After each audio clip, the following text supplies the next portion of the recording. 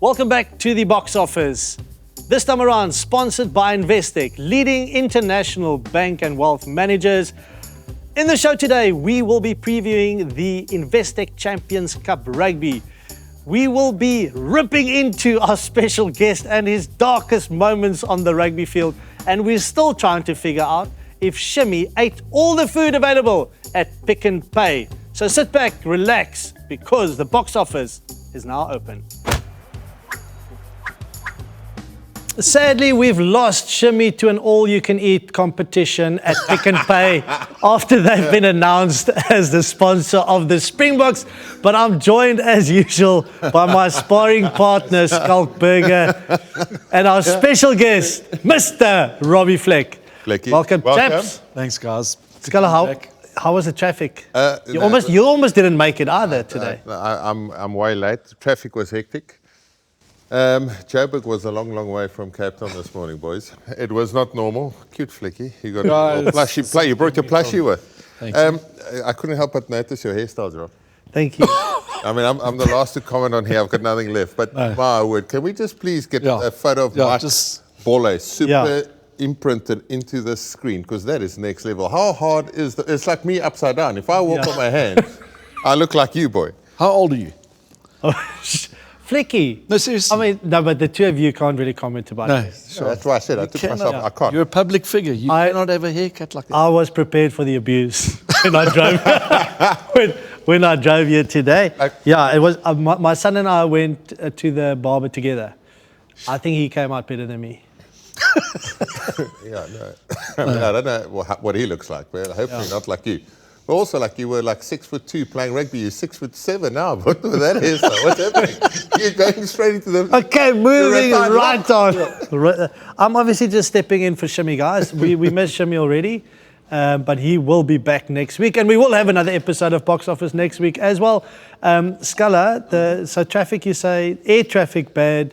Traffic to Bishop's bad. I got the double whammy. I was up late yesterday afternoon, was delayed for a long time, and same this morning. Obviously, it doesn't help that this weekend, we've got 2 Oceans Marathon, school holidays. Yeah. The traffic was a joke. Like into 9:30 normally it opens up. I landed late, and the traffic is still chock-a-block on the N2. So no, it was an enjoyable trip, but I've made it. And I'm glad I can see you in person like that. Because if I see you on the screen, I'll have to put you a little WhatsApp. But I don't think it has the same effect than seeing it live. It's quite a thing. Flecky, it's good to see you again. It's been a while. Thank you, John. It's been a while. Yeah. Is it good for you to be back here on your old stomping ground? Yeah. It's always wonderful to come back to Bishops. And, actually good result yesterday. Beat Michaelas. Very nice. Yeah. Very good result. The South was dominant, eh? Very dominant, yeah. The northern schools must be scratching their heads in terms of those results from north-south, and then obviously in the other at Grave Festival as well. So very strong performances from the Cape teams. Yeah, I mean, I don't think we'll go into the schoolboy rugby at this stage, but it is extremely competitive. It's extremely professional. And I suppose we now know why the Boks can be successful at the highest level as well, because they get taught at a young age. It's high performance environments they're functioning in these days. Scala, very very seriously, I like it when you host. It is like you turn the page here, like I mean, sage advice. Yeah, nice. Skalk, on more positive news, or not news, but how's the pub coming on? Oh, pub's going well. Building a pub.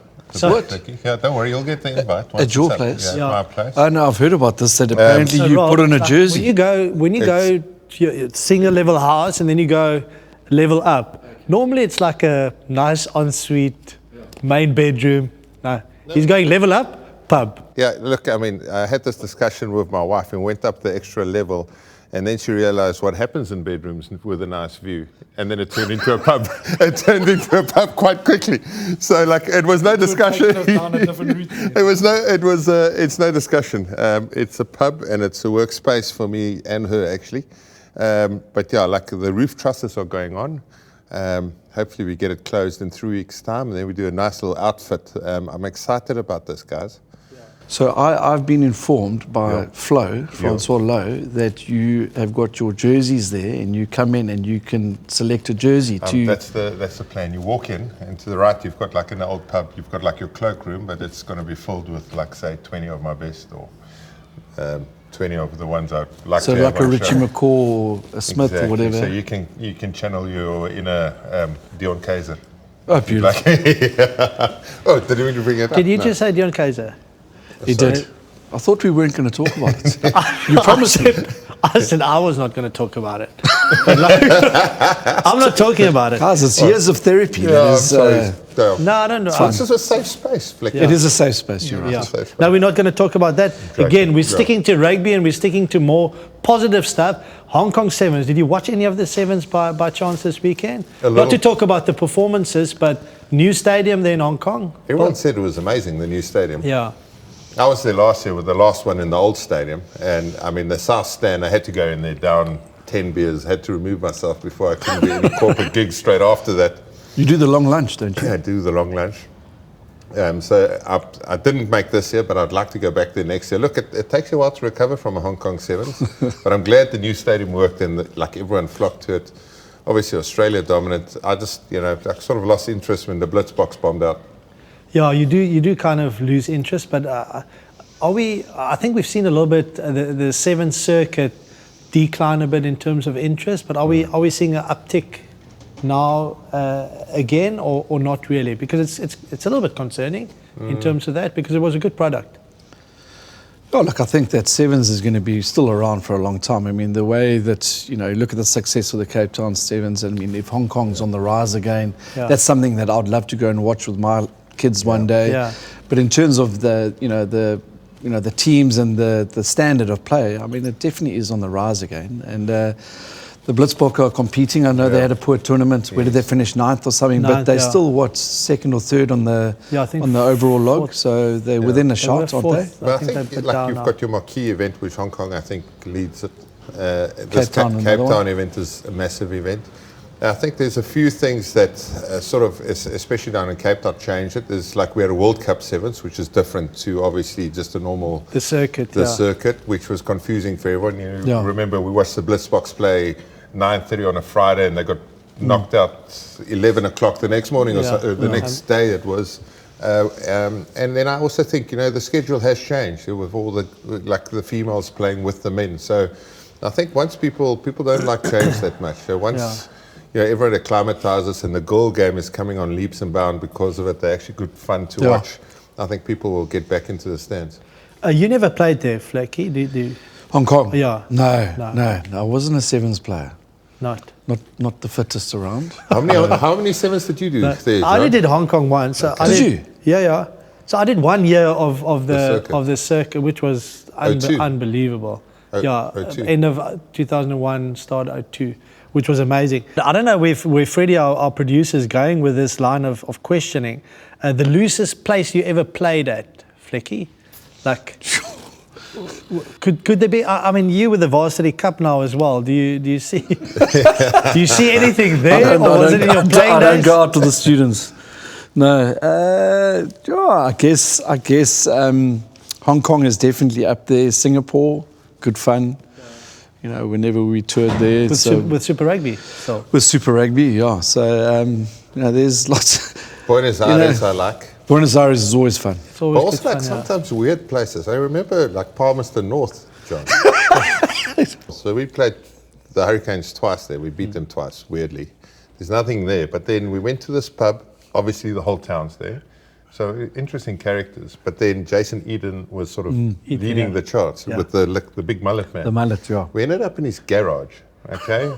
Broken furniture, sitting on cooler boxes. We drank there till probably 4:30. So we walked back, big fella's hungry. He's eating chips outside the McDonald's You've told this story off before. the pavement, okay? So I'm like, listen, this is no good. Can we find a place? And they said, no, there's a pie shop around the corner. So you walk in there, the guy goes, Jean de Villiers, Skullburger guy gives me a hug, but he's got a pepper steak in his hand.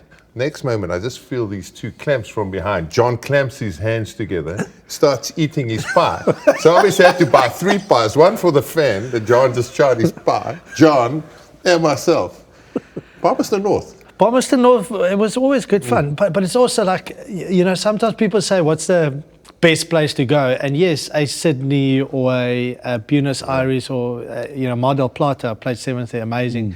You think these beautiful places, but sometimes it's just the people you're with, right? Yeah. You get a victory wherever you are in the world, you go and celebrate and you have a good time, you create memories, and sometimes it's stupid stuff like that. Or the Octagon in Dunedin.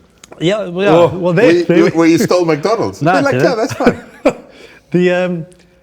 The values of rugby though, and the social element, and I know people sometimes listen to us talking about it, and it's not as if it's like, a daily or weekly, but you have fun.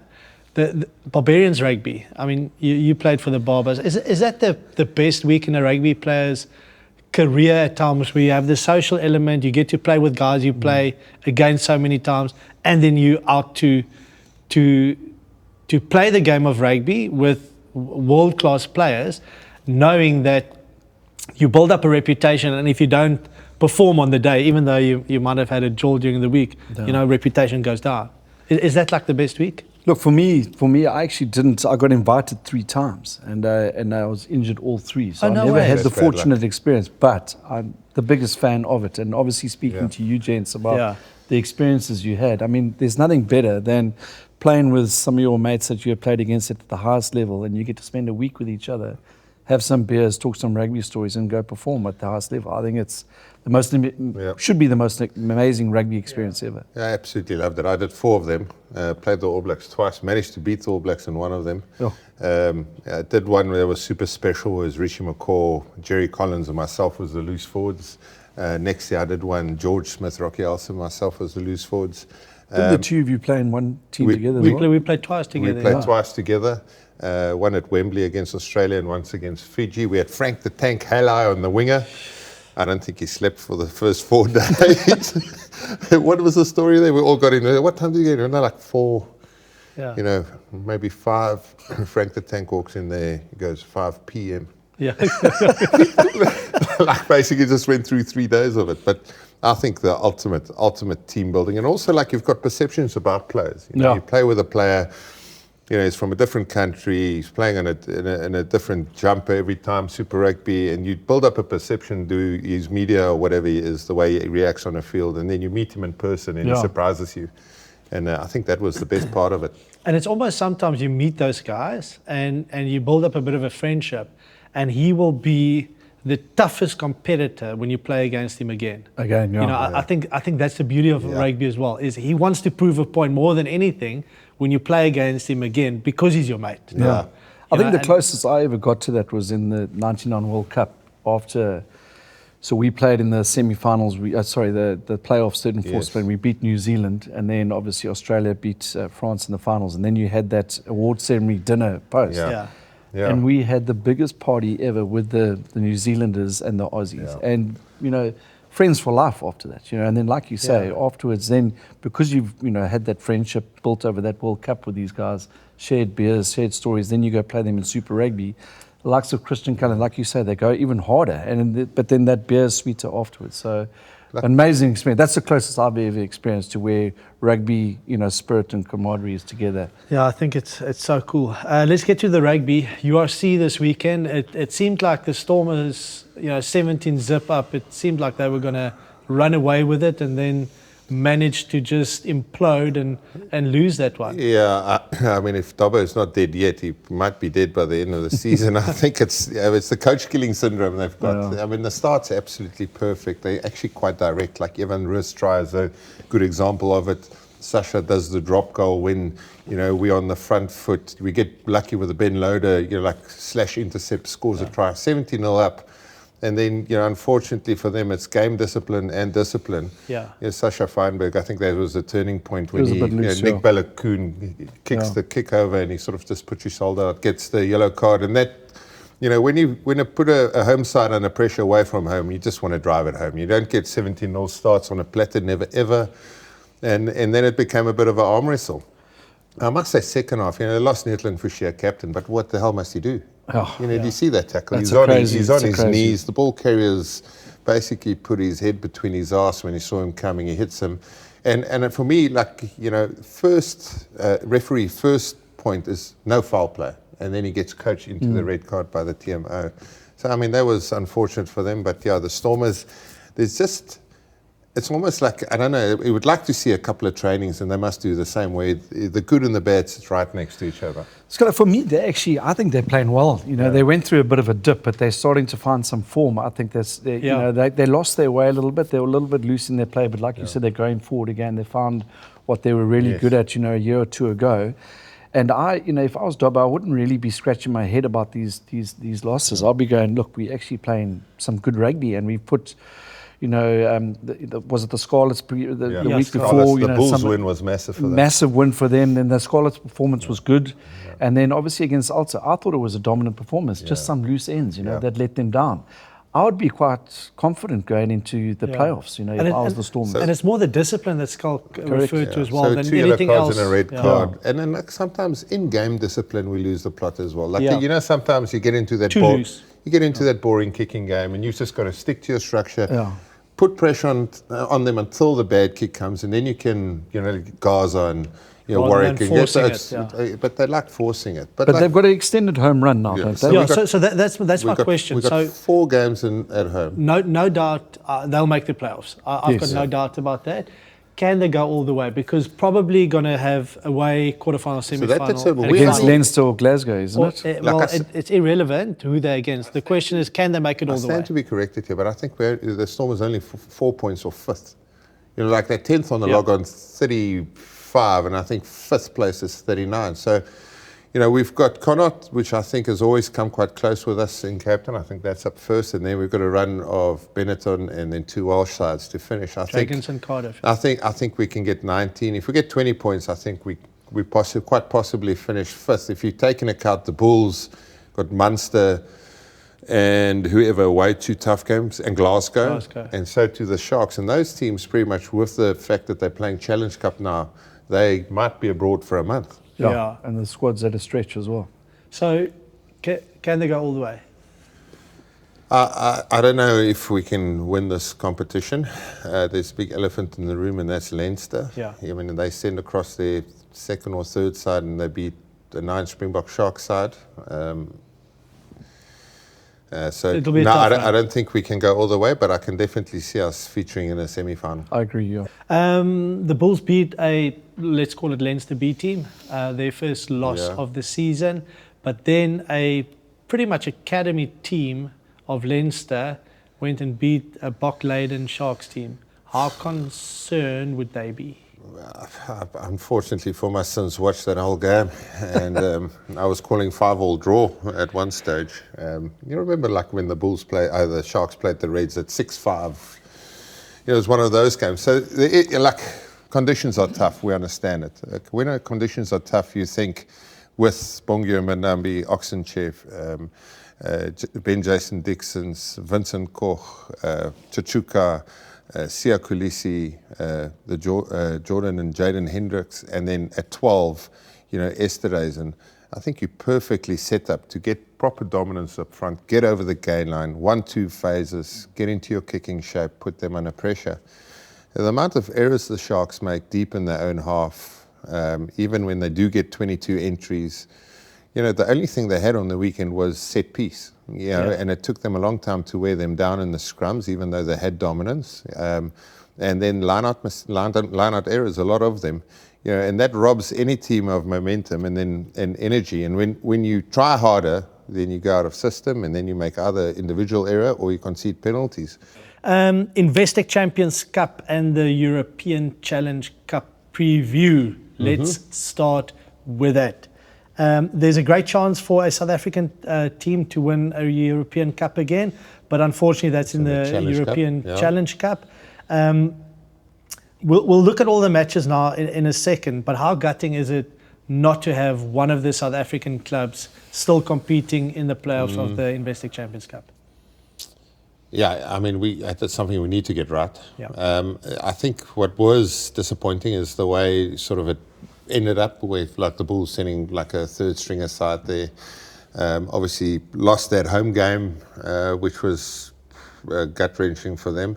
But it's a tough comp with, I think, the squads we've got in South Africa to compete on both fronts. Ironically, last year the Sharks was going nowhere in the USC and they got a bit of momentum in this competition. But also I think it's a mindset. If you go to Toulouse or you go to Clermont or you go to La Rochelle now, or Saracens when I was there, Leinster, they've got the ability to separate the two comps. It's just not another week. It's European rugby. It's the biggest thing we play for. It's Investec Champions Cup. And that mindset's similar to Real Madrid in football. They pitch up in European rugby and they play at a different level that they would the week before. And I think our South African sides will have to embrace that and find a way how to compete against the best of Europe, which I think we definitely can. We've got certain squads here which I thought will be able to compete once everyone's playing. Think of the Sharks, if they've got all of their 16 Springboks available, they can pitch up and beat any side. But unfortunately for us, we're not there yet. You kind of think that it's a mindset thing as well, and also you do your planning prior to the season starting, saying, okay, in this competition, this is kind of what we're going to go for, and in the other competition, this is what we're going to go for. If things change during the season and you have injuries and whatever, and pressure starts building on the one competition, it's being able to stay true to that and still keep with a plan. And I don't think we're getting that right. But isn't this a South African rugby decision, Jean? So that all the franchises get together and say, right, we collectively are going to make a decision to compete at this Investec Champions Cup. And in order to do that, we're going to have to rest the Springboks at certain stages during the season, but we all agree that we're going to have a proper crack at that competition because it is the best competition in the world at the moment. And I would think that that is the competition that all players would like to play in, and coaches coach against, and fans to watch. There's so much history, and it is the best rugby available to watch. It's the most prestigious club competition But in the it would world. have to make a decision from Rassie and all the powers that be going, let's make a collective decision to tackle this competition. Just imagine, one of our franchises playing in a big playoff out there, getting into a final. All of us leg it across it to go watch them play. The competition will go to a different stratosphere, having all of us fully invested into it, because at the moment, because we're not that successful, the South African public's been quite slow in the uptake. Our local derby and some of the URC games now 4 years in are starting to form a bit of a trend, and this is a rematch from last year and this is Leinster. They're all coming down, but if we compete, then you'll see the likes of Antoine Dupont coming to Durban, coming to Cape Town to play rugby. Chances of seeing him doing that for France is way slimmer than doing it for his club. Absolutely. I think that's a great view, because it's the respecting for the competition as well that I think is quite important. And Scala, I mean, Flecky, you played in the comp with Bath. From a Saracens point of view, obviously, you had great success from an individual point of view and a collective point of view playing for Saracens. This weekend they're not sending their strongest team to Toulon, and they preferred trying to make the playoffs for the Premiership rather than the Investec Champions Cup. For them, that will hurt a hell of a lot, and it's probably just reality that they don't quite have the squad they used to have at one stage.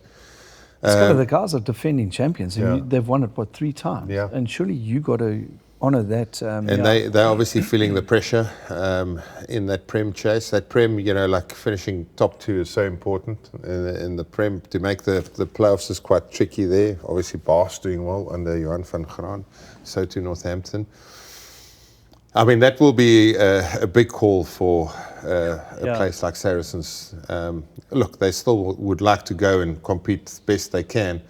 But by not taking your best squad, I mean, it's something that is unheard of in that parts of the world. And maybe not for you to answer, but let's throw it your way, Flecky.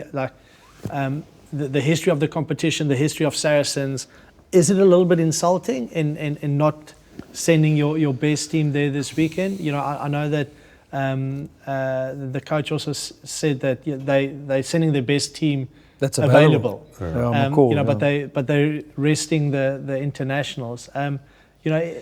Look, Sean, is it disappointing as former players to be able to see that with the history of this? I think it's hugely disappointing. I mean, I've stated it before. I think it's the best competition in the world right now, and there's so much history behind it, and their legacy teams and players coming out of it. And a team like Saracens, with all the history and the success champs. that they've had in it, you know, surely they should respect the competition and send their best available team to go and win this competition, because Saracens certainly have the squad that they can do that. They can compete, for sure. It's a bit disappointing, Jean, that they're not honouring, you know, the competition as it should be. I mean, you won it twice, Carl. Yeah. Where does that rank in your career? Is it kind of the best trophy to win, bar the World Cup? I mean, we didn't have a lot of success at the Stormers, so I don't have much to measure it up besides the Stormers, Western Province. Surely that's bigger than Super Rugby. I mean, I would say Super Rugby, when it was in its pomp, so when the Bulls won it, I would say was, like, for us, the biggest thing you can achieve. Then they had a few players heading across to Toulon, and I think they will share the same view through Bucky's Brian, Juan Smith, that this is the biggest comp you can win. Absolutely. Winning a double is something special, and winning like a Prem, is something, because that's your bread and butter. But there's the sexy tournament, which is the Investec Champions Cup, that everyone fronts up. Every single international player wants to play that. So when you get one of those over the line, we beat Claremont in Edinburgh the first time, and then we played at St James's Park up in Newcastle and beat Leinster.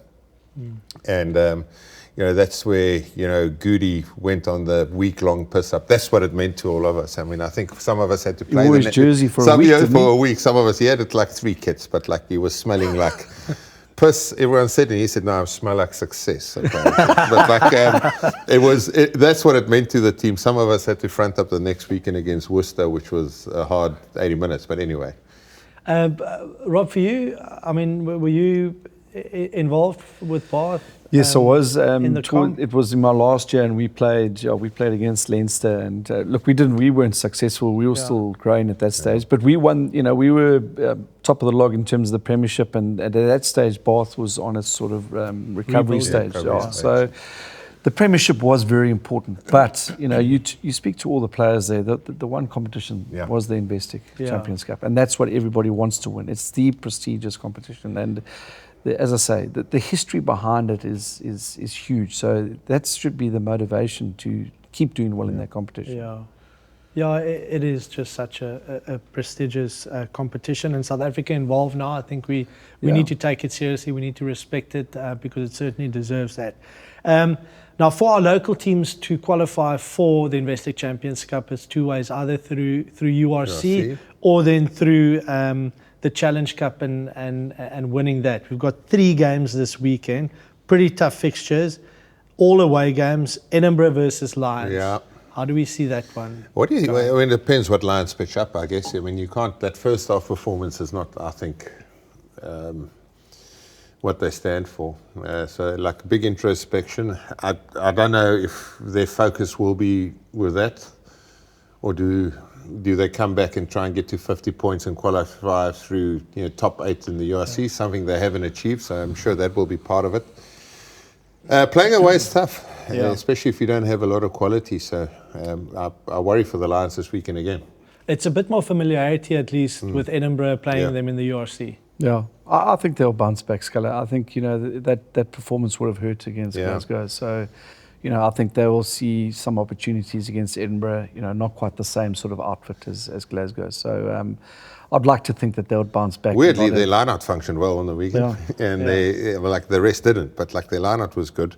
I love the way they play. So if they get off to a flyer, like they can put any side under pressure. Yeah.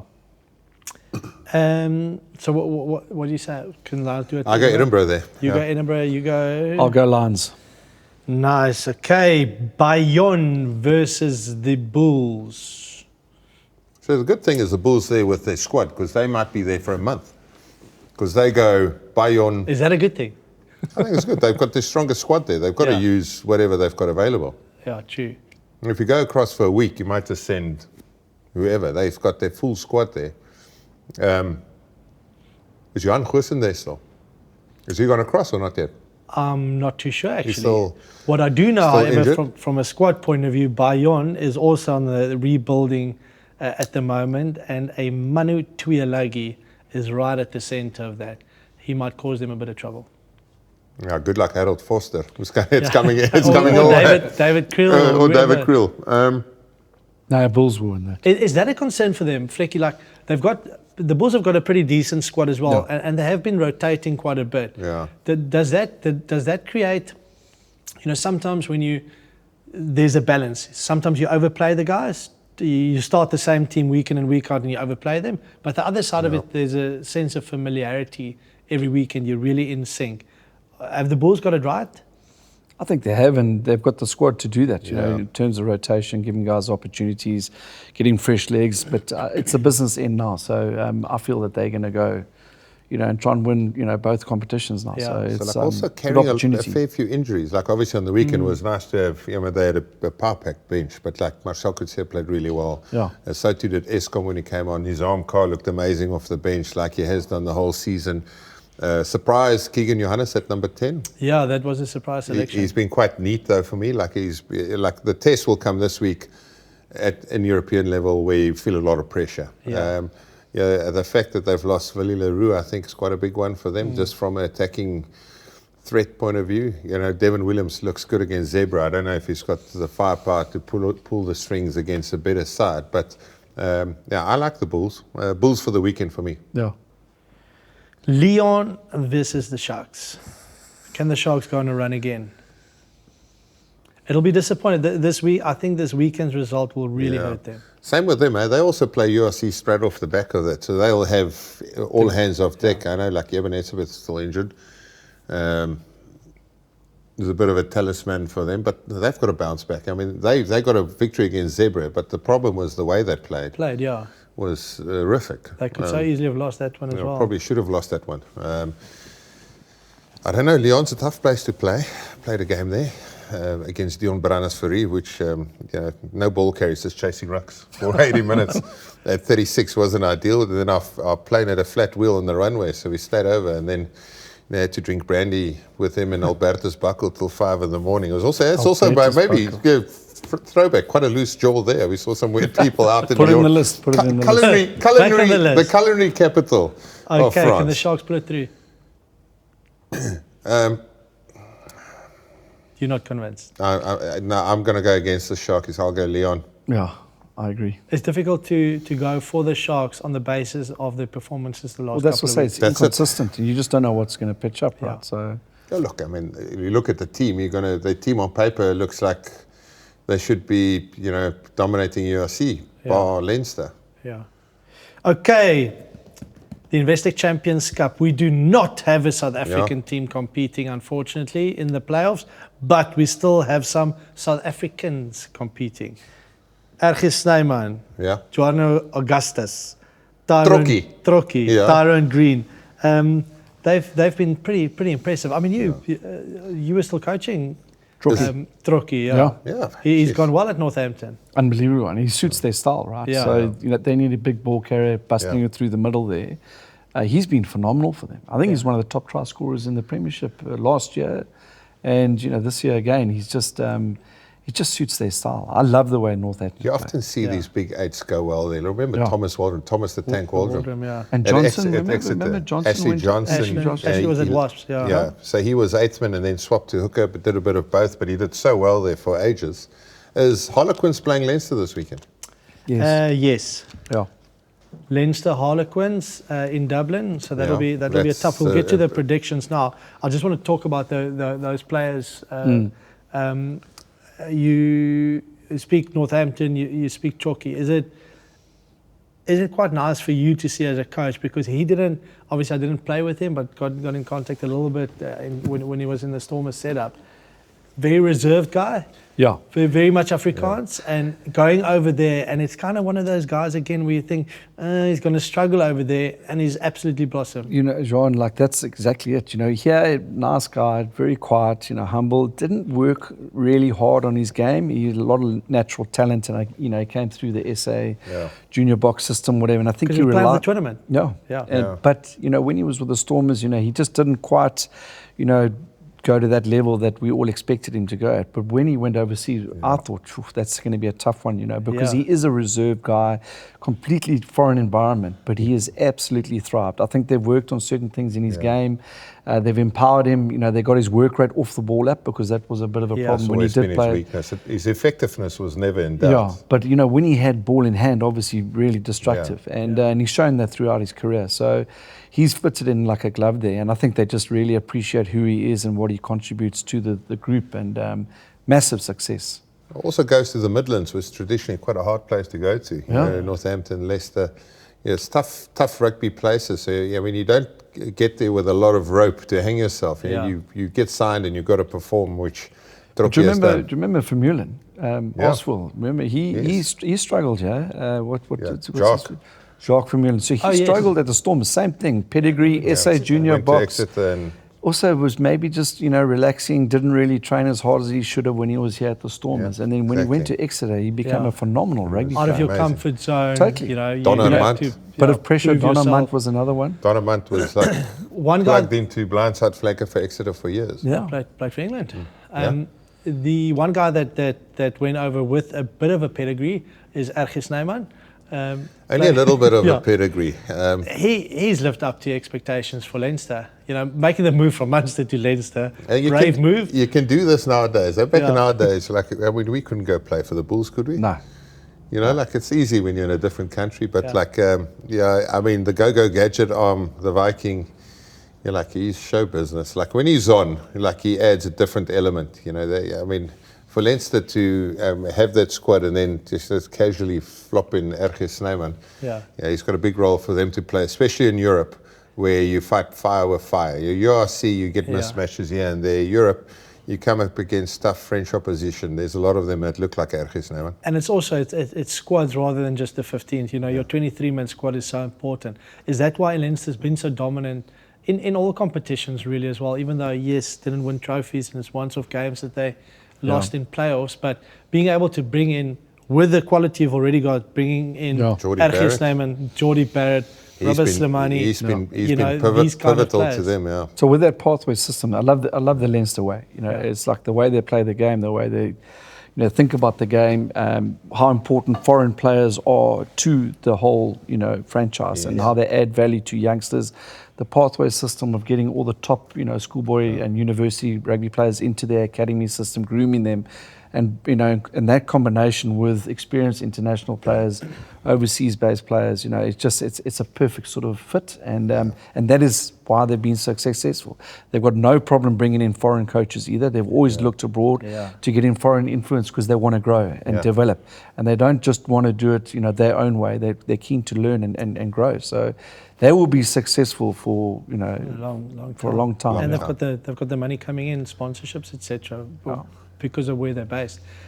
Talks are, or rumours are, that Damien Willems is in talks with them. I think it will be brilliant for him and Leinster. Yeah, the versatility that he brings would be great for them. I mean, big I've loss. always been a big fan of Gaza, so I mean, a big loss for us at the Stormers here in Cape Town, because he's something special for us, and it's, you know, where he can fit in for us. Like, same with the Boks. But Scully, he can always come back. Do you know what I mean? John, you went overseas and you came back. Yeah. Also, I mean, how old is he? 26, 27? No, he's still so young. Yeah, so I mean, he can always come back. 27 this year, 27 this year. I mean, I still like him at 12 when he plays for the Stormers. You know, like I like him as a 12 as well. He's amazing. I've said that all along. It's amazing when he's at 12. He gets his close contact skills is off the charts, and he's such an instinctive player. And I think that allows him just to, you know, enter whatever. He played there for the junior Boks, right? Yeah. The value that these internationals, foreign internationals, bring to a squad like Leinster is, especially during Six Nations, etc.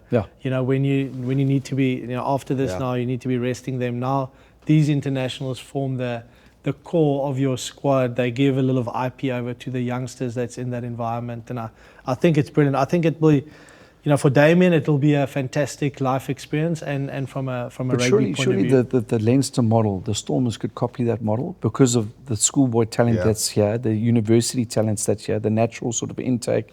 Surely we can bring in some foreign, you know, overseas players. Just, you know, we used to do Tony Brown in the past, Chris Jack. You know, they all added value. You returning from Munster added huge value to the Stormers. I mean, it's got to be the way forward if you've got the budget to do that. That was what I was going to say. You know, do we have the budget? Can we compete with the other offers available for those quality players. You get like Dion Freeback as an overseas pro. Yeah. You know, he becomes a Springbok at age 38, but the value he's added to that squad, both teams, it's immeasurable. So we already spoke about Northampton. Finn Smith, you predicted a while ago he'll be England fly-off. Yep. It's been going well. He's a brilliant player. Yeah. You like him. The thing for me, Jean, he's not an individual player. Look, Marcus Smith is brilliant. Yeah, we all understand what he can bring as a player. But Finn Smith just connects the forwards and the backs. You know, he gets his outside backs going. He's got excellent game management. You know, his kicking game is outstanding. You know, and he's just got a cool, calm head.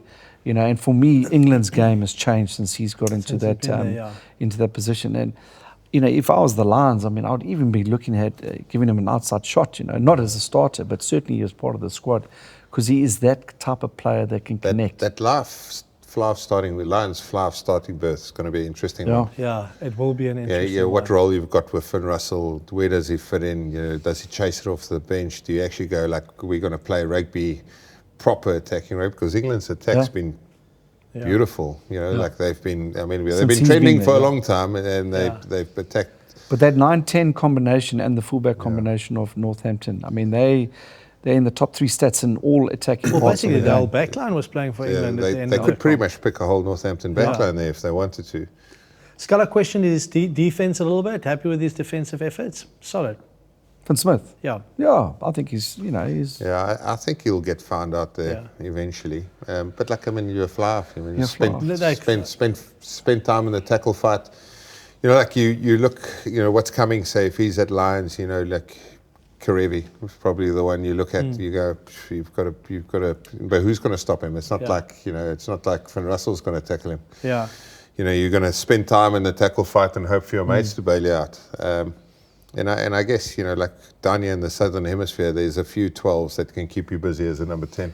The thing for me, Scully, he doesn't make a lot of errors, you know, and that's the key thing as a 10. You know, I remember Dan Carter, his game management, kept his forwards on the front foot, 100%. knew when to release the backs, but he didn't make any errors. You know, he was, and that's what you want from a 10. And that is the key thing. You can have that X factor and the flashy stuff, but you need to be able to balance that out with the low error rate. Yeah. Because at international level, that is the difference. That's why Pollard is so successful. Yeah, you know, you give a possession away, and possession is key at that level, and being able to just bring it down a little bit. And I think that for me is certainly the difference between a Finn Smith and Marcus Smith at this stage. And even Finn Russell. And Finn Russell even more so. So fantastic individuals, but how do they fit into the collective? And that's always the big question.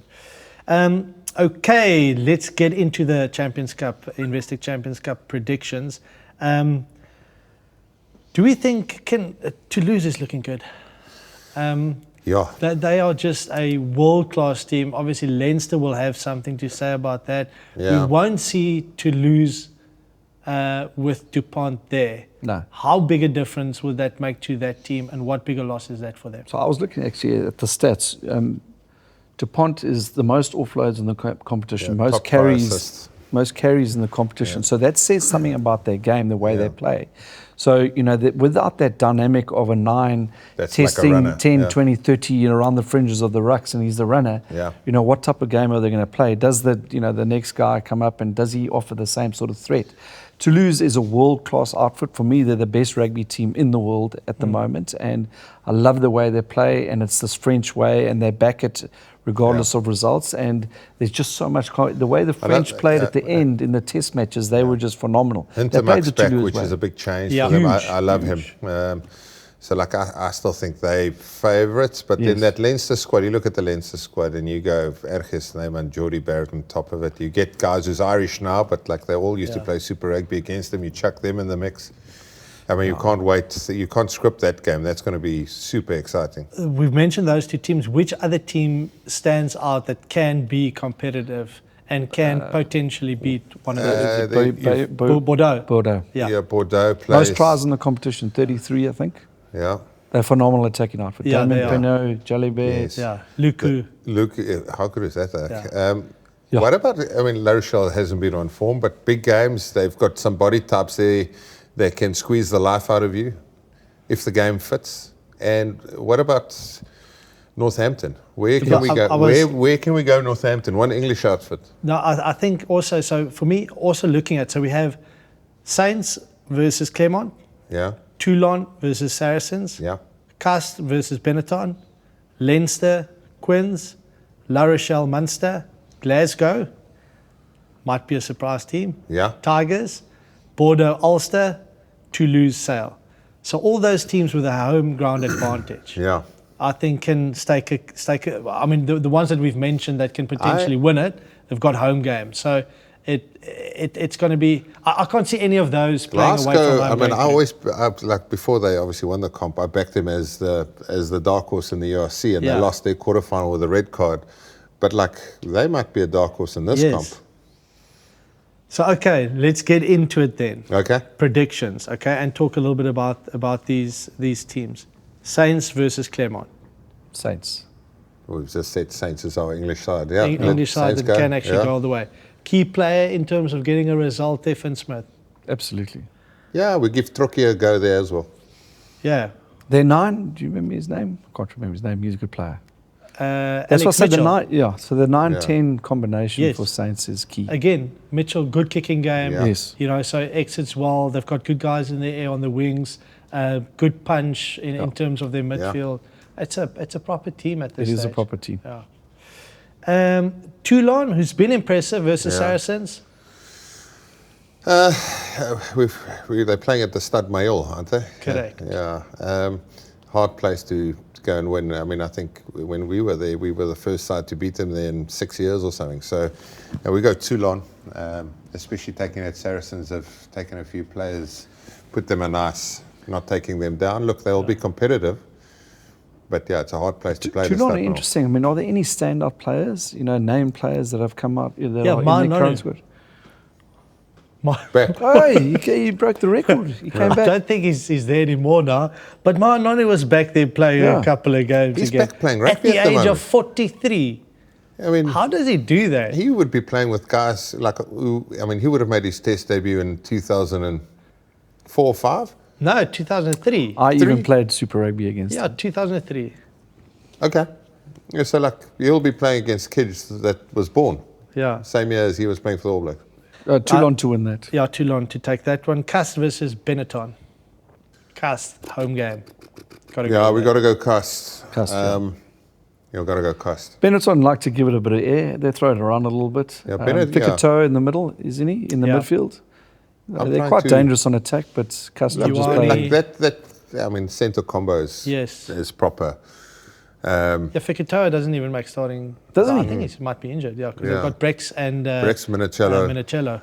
Best combination in the world at the moment. Yeah, I mean, Benetton can keep you busy. I don't think they've got the firepower against the Frenchies up front, though. Cast to so win Cast. Cast, Leinster, Quins. Quins will throw it around. Can they upset Leinster? No. Not this time. Okay, that's a convincing no. La Rochelle, coached by Munster great Ronan O'Gara, playing against Munster. I mean, I know like Rog likes to beat Leinster. I don't know how much he likes to beat Munster. That will be a totally different. I reckon La Rochelle's got the ability to just, squeeze through this one. Yeah. Go quite deep in the comp without playing the most attractive rugby. Glasgow versus the Tigers, who just came off a loss against Saracens in the Prem. Yeah, I've got to go with Glasgow. It's a tough place. If the wind blows anything like it did on the weekend, it's a hard place to go play. It's on the AstroTurf that doesn't have a lot of bounce. It feels like this wooden floor down the bottom here. It's I think, and Franco Smith's done a proper job there. They've got some bite up front, which I think in the past is probably where you say they've lacked their driving mauls, the best in the comp. Glasgow. I think that obviously Leicester have also been a little bit inconsistent. They've had a loss and then they had a big win the week before. But they've also gone back to their roots, good set piece, good defence, good hard carries through the middle. But I agree, Glasgow, the tempo that they play the game at the moment is phenomenal. Yeah. So I think it will just be too much, especially at home. Obviously, we'll see 100 Pollard in action there. He's been going well, I think. Well, there you go, big game players, playing in these important playoffs. He knows how to manage that pack, keep them going forward, knock over the points, scoreboard pressure. All plays a role. We got Glasgow's fast starters. similar to like a Leinster, like they get that little rhythm, and Yeah. if they gap you up front, you got no chance coming back in. But like if you weather that storm, and you've got a Andre Pollard, and he gets that kicking boot on song, we can't wait for him to get back to the Bulls. I think that's going to be a good return. That's a great signing for them. But yeah, I've got Glasgow. Sione Tuipoloto not back for Glasgow yet, or he's also He's some huge for player, them. yeah. And for Scotland, him and Hugh Jones as a combination, I think, has done just phenomenal. They've been so good. And again, at this stage, they're my line starters in the midfield. Tuipoloto has got some skill set. So he comes at you. He's obviously a big unit, but then he's got quick little soft touches. He's even got the no-look grubber going for himself. Lovely player to watch. Yeah. Bordeaux versus Ulster. Ulster not convincing on the weekend. No. Bordeaux has been in sublime That's going to be a form in this 40-pointer. comp. Yeah, Bordeaux, I think, to win. open the Big champagne win, yeah. and score plenty of points. Penno scoring 72 tries again in this game. Something ridiculous. Well, like that. as long as I can see him doing that run where he goes almost like primary school, he starts running backwards and across the field and then looks for an avenue to go down to. Like, I'm happy. Yeah. I mean, how did the Frenchies drop him for that one game? Oh, no, I don't know. I don't Mind know. games. Yeah. Okay, Bordeaux to take that one. And then last one, Toulouse versus Sale Sharks, with a lot of South Africans A lot of in South that African squad. influence. Toulouse too good. Too good.